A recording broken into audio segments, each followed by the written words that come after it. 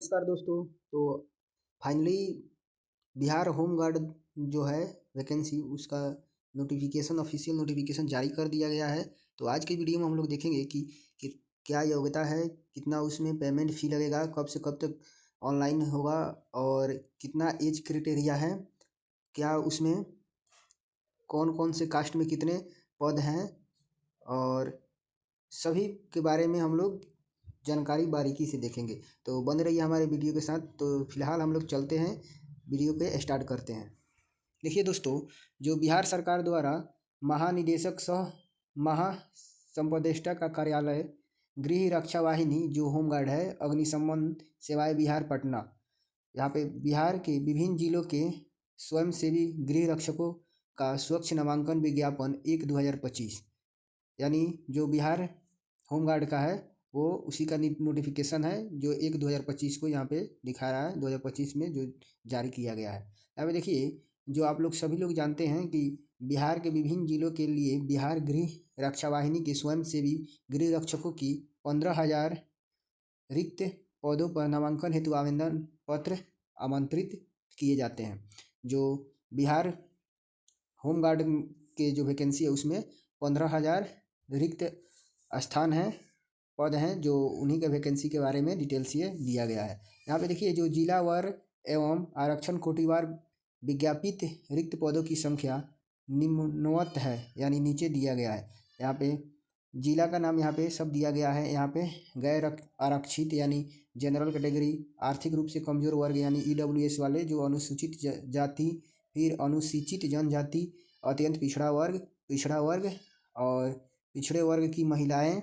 फिर यहाँ पे देखिए सब यहाँ पे दिया गया है। यहाँ पे देखिए, यहाँ पे जो पटना जिला है, उसमें पटना में जो टोटल संख्या यहाँ पे देखिए जो 1479 पद है, जिसमें नीचे यहाँ पे देखिएगा ध्यान से, जो नीचे दिया गया है जो पद है वो महिलाओं के लिए दिया गया जो सीट है उसमें। इसमें जो 15,000 सीट इसमें है, इसमें 35% महिलाओं के लिए है 15,000 में से, यानी बहुत अच्छा, महिलाओं के लिए भी कहा जा सकता है कि बहुत अच्छा ये मौका है होमगार्ड में जाने के लिए। फिर यहाँ पे देखिए नालंदा जिला है, और नालंदा जिला इसमें देखिए यहाँ पे सब जाति, यहाँ पे गैर जाति में कितने फिर यहाँ पे हैं सब दिया गया है। आर्थिक रूप से यानी EWS में कितने हैं सब यहाँ पे जितना ये जो सामने वाला है सब ये जाति से बारीकी से दिया गया है लाइन बाई लाइन। तो नालंदा जिला में जो है इसमें 812 इसमें पोस्ट हैं, टोटल पोस्ट, जिसमें 276 महिलाओं के लिए है। वैसे ही रोहतास में है 559 गो, भोजपुर में है 511 गो, बक्सर में है 312 गो, कैमूर या भभुआ में है 241 गो, फिर गया में जो है 909 गो, जहानाबाद में है 317 गो, औरंगाबाद में है 217 गो, नवादा में है 361 गो, छपरा में है 690 गो, वैसे ही सिवान में है 231 गो, गोपालगंज में है 395 गो, मुजफ्फरपुर में है 296 गो, और फिर यहाँ पे देखिए, यहाँ पे जो सीतामढ़ी में है 439 गो, शिवहर में है 78 गो, पश्चिमी चंपारण जिसमें बगहा जो है उसको छोड़कर पश्चिमी चंपारण में जो है 311 गो है, और फिर पूर्वी चंपारण में 474 गो है, वैशाली में 476 गो है, दरभंगा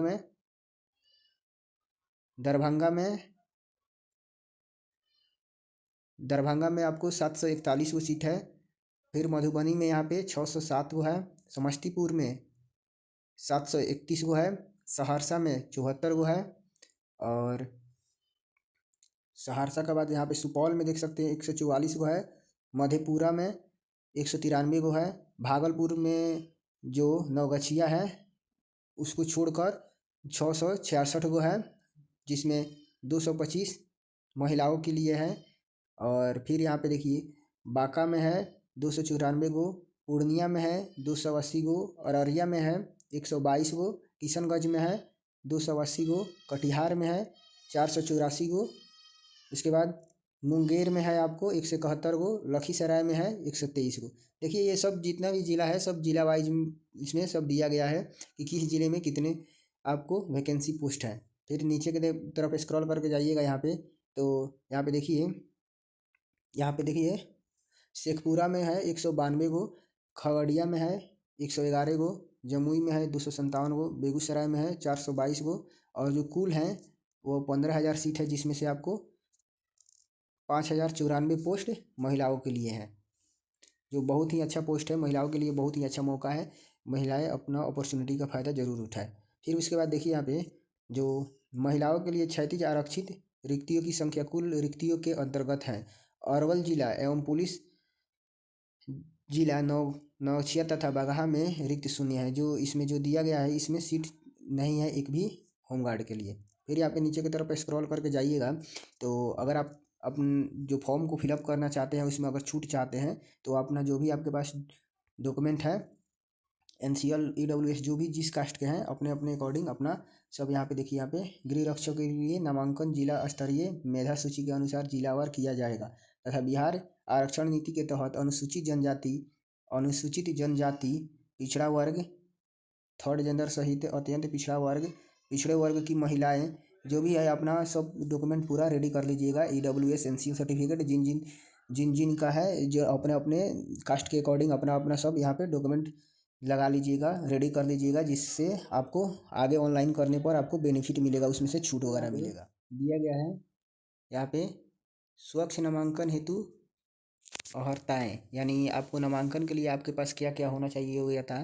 यहाँ पे देखिए जो कैंडिडेट होना चाहिए वो बिहार के अस्थायी निवासी होना चाहिए। फिर उसमें उम्र जो है 1/1/2025 तक सभी वर्गों के लिए पुरुष महिला एवं थर्ड जेंडर अभ्यर्थी के लिए न्यूनतम उम्र जो होना चाहिए वह 19 वर्ष होना चाहिए और अधिकतम उम्र 40 वर्ष हो सकता है। यानी जो जिनका उम्र 19 वर्ष से लेकर अधिकतम उम्र 40 वर्ष तक का है वो इसमें ऑनलाइन करने के लिए एलिजिबल है। फिर यहाँ पे देखिए जो शैक्षणिक योग्यता है वो दिनांक 1/1/2025 तक अभ्यर्थी को उच्च माध्यमिक यानी 1 जनवरी 2025 तक इंटरमीडिएट यानी इंटर अथवा राज्य सरकार द्वारा मान्यता प्राप्त समकक्ष परीक्षा उत्तीर्ण होना चाहिए, यानी इंटरमीडिएट आपको पास से आउट होना चाहिए। फिर यहाँ पे देखिए शारीरिक योग्यता जो है अभ्यर्थी को शारीरिक रूप से कठिन मैदानी कार्य के लिए सक्षम होना चाहिए, यानी किसी भी प्रकार का अगर कठिन अगर काम दिया जाता है तो उसमें कार्य करने में सक्षम होना चाहिए। फिर यहाँ पे देख सकते हैं, इसके बाद देखिए यहाँ पे शारीरिक मापदंड, यहाँ पे देखिए यहाँ पे शारीरिक मापदंड, जो शारीरिक मापदंड है इसमें ऊंचाई देखिए, यहाँ पे ऊंचाई देखिए सभी वर्ग के पुरुष अभ्यर्थी के लिए पूर्णिया एवं कोसी प्रमंडल के जिला को छोड़कर जो इसमें ऊंचाई है, इसमें पूर्णिया एवं कोसी प्रमंडल है उनको छोड़कर जो न्यूनतम ऊंचाई है 5 फीट 4 इंच होना चाहिए, यानी 162.56 सेंटीमीटर होना चाहिए। और जो पूर्णिया एवं कोसी प्रमंडल के जिलों हैं उनके लिए पूर्णिया अररिया किशनगंज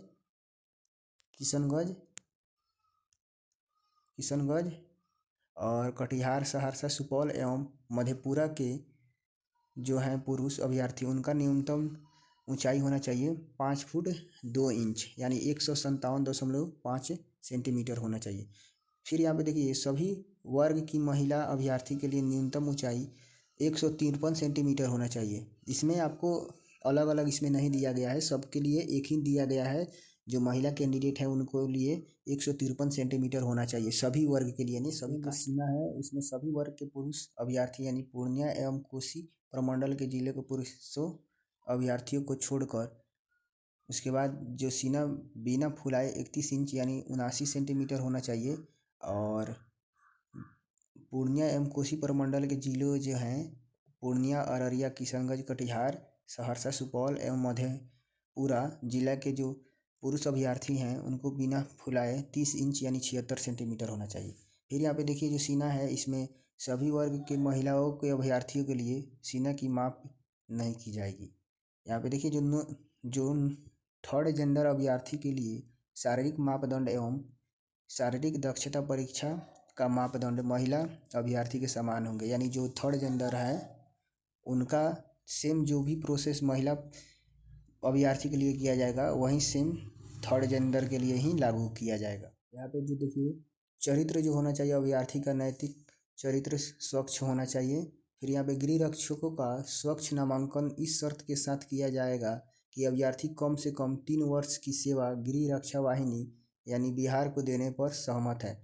यानी अगर आप एक बार अगर आपका इसमें हो जाता है सिलेक्शन तो आपको 3 वर्ष इसमें देना होगा, होमगार्ड में आपका जॉब करना होगा। अगर सहमत है तो आप इसमें नामांकन करें, अदरवाइज आपको इसमें नामांकन नहीं करना होगा।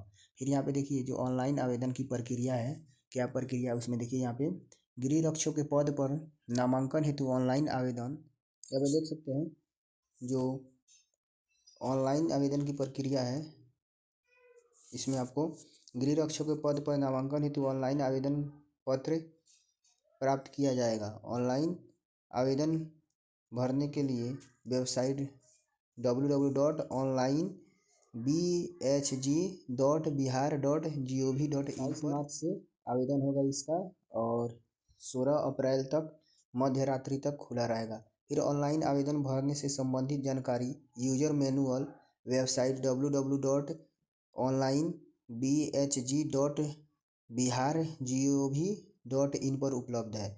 फिर उसके बाद देखिए आपको ऑनलाइन आवेदन करने के लिए इस वेबसाइट पर जाना होगा और उसके बाद ऑनलाइन यहाँ से आप अपना आवेदन कर लीजिएगा। फिर उसके बाद देखिए यहाँ पे देखिए अभ्यर्थी की परीक्षा शुल्क के रूप में निम्नवत दर से ऑनलाइन आवेदन भुगतान करना होगा। यानी कोटि यानी जाति यहाँ पे देखिए गैर आरक्षित, फिर यहाँ पे आरक्षित रूप से कमज़ोर, उसके बाद पिछड़ा वर्ग, थर्ड जेंडर सहित अत्यंत पिछड़ा वर्ग आवेदन देना होगा आपको 200 रुपया। फिर यहाँ पे देखिए यहाँ पे जो अनुसूचित जनजाति और महिलाएं जो हैं उनको आपको 100 रुपया देना पड़ेगा। यहाँ पे देखिए जो पुरुष अभ्यर्थी हैं और थर्ड जेंडर सहित उनको आपको देना पड़ेगा 200 रुपया, और जो अनुसूचित जनजाति या अनुसूचित जनजाति की महिलाएं हैं उनको आपको 100 रुपया देना होगा। रक्षकों का चयन संबंधित जिलों के जिला पदाधिकारी की अध्यक्षता में गठित जिला गृह रक्षक चयन समिति द्वारा किया जाएगा।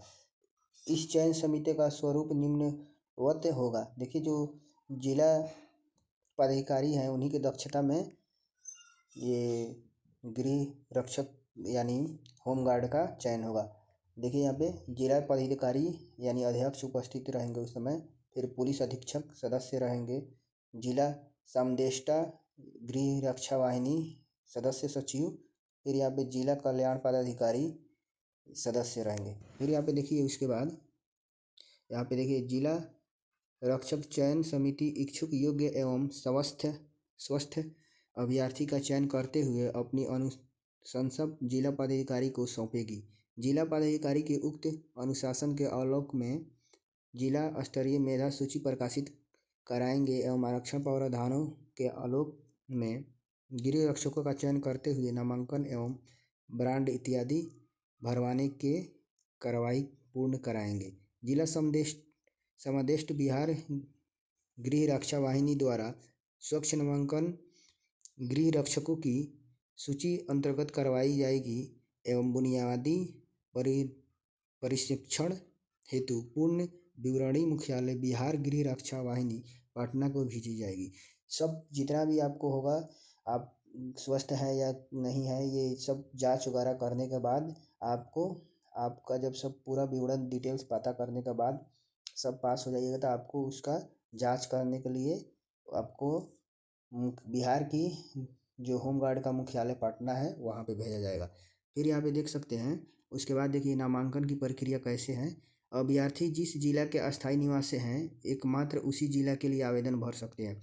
अगर आप जिस जिला के हैं अगर उसमें आप आवेदन नहीं करते हैं तो आपको आवेदन आपका रद्द कर दिया जाएगा। आप जिस जिला के हैं उसी आवेदन में आप एकमात्र आवेदन कर सकते हैं। फिर यहाँ पे देखिए जो अभ्यर्थी को ऑनलाइन आवेदन पत्र में अस्थायी निवास प्रमाण पत्र, जन्म तिथि से संबंधित मैट्रिक समकक्ष प्रमाण पत्र, इंटरमीडिएट 10+2 अथवा समकक्ष परीक्षा के उत्तीर्णता प्रमाण पत्र 10+2 अथवा समकक्ष परीक्षा अंक प्रमाण पत्र, आरक्षण के दावे हेतु जाति प्रमाण पत्र एवं आर्थिक रूप से कमजोर वर्ग के लिए प्रमाण पत्र की प्रति आवेदन के साथ संलग्न करना होगा।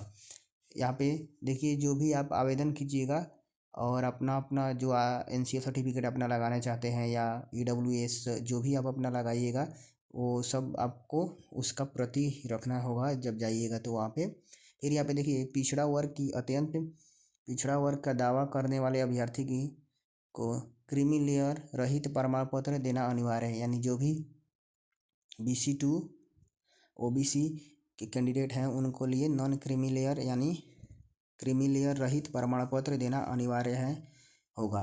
फिर आरक्षित कोटि की विवाहित महिलाएं के संदर्भ में पिता की जाति के अनुसार समर्पित जाति प्रमाण पत्र ही मान्य होगा। यानी जो वैसी महिलाएं हैं जिनका शादी हो चुका है, विवाह हो चुका है, तो उनका जो अपने पिता का जाति होगा उनके अनुसार ही जो जाति होगा वही मान्य होगा। फिर यहाँ पे देख सकते हैं, शारीरिक दक्षता परीक्षा की प्रक्रिया नियमानुसार एवं आधुनिक तकनीक से की जाएगी। जो भी शारीरिक दक्षता और परीक्षा है वो सब मॉडर्न तरीका से किया जाएगा। देख सकते हैं, शारीरिक योग्यता दक्षता परीक्षा। शारीरिक योग्यता दक्षता परीक्षा जिला स्तर पर आयोजित की जाएगी, जिसमें टोटल मार्क्स होगा 15 अंक। दोस्तों, जो शारीरिक योग्यता दक्षता परीक्षा क्रमबद्ध होगी जो निम्नलिखित है। अभ्यर्थी के बायोमेट्रिक रजिस्ट्रेशन एवं सत्यापन के उपरांत सर्वप्रथम दौड़ होगा, और दौड़ जब हो जाएगा, दौड़ अगर पूरा नहीं कर पाते हैं तो अभ्यर्थी को उसमें असफल घोषित कर दिया जाएगा और आगे की जो भी प्रतिस्पर्धाओं है उसमें भाग लेने की उसमें अनुमति नहीं दी जाएगी। सबसे पहले आपको बायोमेट्रिक होगा। बायोमेट्रिक के बाद बायोमेट्रिक रजिस्ट्रेशन के बाद आपको सबसे पहले दौड़ होगा। अगर दौड़ आगे निकालिएगा पहले तो ही आप आगे के जो भी प्रक्रिया है उसमें भाग ले पाएंगे, नहीं तो वहीं से आपको निकाल दिया जाएगा। फिर यहाँ पे दौड़ में सफल अभ्यर्थी की ऊंचाई एवं सीने की माप होगी। जब आप दौड़ की निकाल लीजिएगा तो आपका ऊंचाई, हाइट आपका और चेस्ट की माप की जाएगी। फिर जिन अभ्यर्थियों की ऊंचाई एवं सीने की माप निर्धारित मापदंड से कम होगी उन्हें असफल घोषित कर दिया जाएगा एवं आगे की प्रतिस्पर्धाओं यदि ऊंची कूद, लंबी कूद एवं गोला फेंक में भाग नहीं ले सकेंगे। सबसे पहले आपको दौड़ होगा। दौड़ के बाद आपको क्या होगा, आपका हाइट नापाएगा और चेस्ट मापाएगा और उसके बाद आपको फिर ऊंचा कूद और लंबी कूद एवं गोला फेंक में आप अगर इस सब में पास हो जाइएगा तब इसमें भाग ले पाएंगे। अगर आप इधर ही आपको अगर फेल हो जाइएगा, आप अपने जो भी मापदंड उसमें निर्धारित किया गया है उसके अकॉर्डिंग आप नहीं उसमें पूरा कर पाइएगा तो आप पहले ही आपको उसमें से निष्कासित कर दिया जाएगा। फिर यहाँ पे देखिए, ऊंची कूद, लंबी कूद एवं गोला फेंक सभी प्रतिस्पर्धाओं में अलग अलग अधिकतम 5 मार्क्स हैं। इसमें न्यूनतम भी अंक निर्धारित किया गया, लेकिन सबसे ज़्यादा जो अंक है उसमें 5 अंक ही हैं। प्रत्येक अभ्यर्थी की ऊंची कूद, लंबी कूद एवं गोला फेंक तीनों प्रतिस्पर्धाओं के अधिकतम 3 मौके दिए जाएंगे। अगर आप एक बार में नहीं उसमें से निकल पा रहे हैं लंबी कूद और ऊंची कूद में और गोला फेंक में, तो उसमें आपको 3 बार उसमें चांस दिया जाएगा। यदि कोई अभ्यर्थी शारीरिक परीक्षा की निर्धारित तिथि एवं समय पर उपस्थित नहीं होते हैं, उन्हें दूसरी तिथि का मौका नहीं दिया जाएगा। यानी आपको जो भी आप होगा, जो निर्धारित किया जाएगा तिथि, डेट पर आपको चला जाना जाएगा। अगर उस पर आप जो निर्धारित डेट दिया जाएगा उसमें अगर आप उपस्थित नहीं हो पाते हैं तो आपको दूसरा उसमें चांस नहीं दिया जाएगा, आपके लिए दूसरा तिथि नहीं निकाला। देख सकते, पुरुष एवं महिला अभ्यर्थी के लिए दौड़, ऊंची कूद एवं गोला फेंक के लिए मापदंड एवं अंक प्रावधान है वो नीचे दिया गया है। यानी पुरुष के लिए जो है उसमें दौड़ आपको 1600 मीटर का दौड़ होगा जो 6 मिनट के अंदर पूरा करना होगा। 6 मिनट से जो अधिक समय लेंगे उस अभ्यर्थी को असफल घोषित कर दिया जाएगा। फिर जो महिला या थर्ड जेंडर के लिए जो दौड़ होगा वो 800 मीटर की दौड़ होगा, 5 मिनट के अंदर पूरा करना होगा। 5 मिनट से जो अधिक समय अभ्यर्थी लेंगे जो महिला कैंडिडेट में, उसको असफल घोषित कर दिया जाएगा। फिर वैसे ही ऊंची कूद जो है वो 4 फीट सबसे निम्न यानी सबसे कम से कम आपको 4 फीट मारना होगा। अगर 4 फीट आप मारिएगा, ये पुरुष के लिए है, तो आप उसमें 0 अंक आएगा, लेकिन आप उसमें पास हो जाइएगा अगर 4 फीट से अगर कम मारते हैं तो। फिर आपको अगर 4 फीट मारते हैं उसमें तो आपको 1 अंक दिया जाएगा। 4 फीट 3 इंच मारते हैं तो आपको 2 अंक दिया जाएगा। 4 फीट 6 इंच मारिएगा तो आपको 3 अंक दिया जाएगा। 4 फीट 9 इंच मारिएगा आप उसमें तो 4 अंक दिया जाएगा। अगर 5 फीट मारते हैं तो आपको टोटल 5 अंक दिया जाएगा। यानी अगर आप इसमें सिलेक्शन लेना चाहते हैं तो आपको ऊंची जो कूद है हाई जंप आपको 5 फीट मारना पड़ेगा।